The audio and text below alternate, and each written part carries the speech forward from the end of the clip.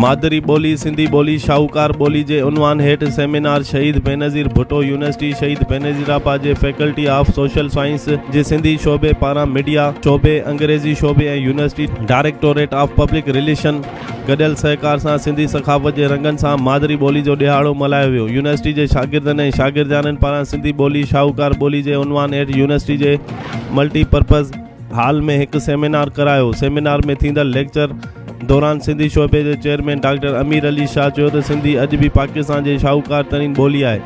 जेतोणीकि पाकिस्तान खां अॻु या अॼु बि पाकिस्तान में सिंधी वाहिद ज़ुबान आहे जंहिंजी बाक़ाइदगा सूरत ख़ती निसाब टाइप राइटर्स प्रेस स्कूली निसाब ऐं अख़बारूं मौजूदु आहिनि। सिंधी ॿोली जी उहा ख़सूसियत आहे जो उहो अॼु बि सिंध में बाक़ाइदगी सां पढ़ाई वञे थी। मौजूदा पाकिस्तान में असीं सिंधी ख़ुशनसीब दर्जो न मिलण जे बावजूदि वधीक सुघारी ऐं शानदार हैसियत में मौजूदु आहे जंहिंजूं रोज़ाना 50 खां वधीक अख़बारूं टीवी चैनल स्कूलनि खां वठी यूनिवर्सिटियुनि ताईं निसाब में पढ़ाई थी वञे। रिपोर्ट अब्दुल्ला रिंद शहीद बेनज़ीराबाद।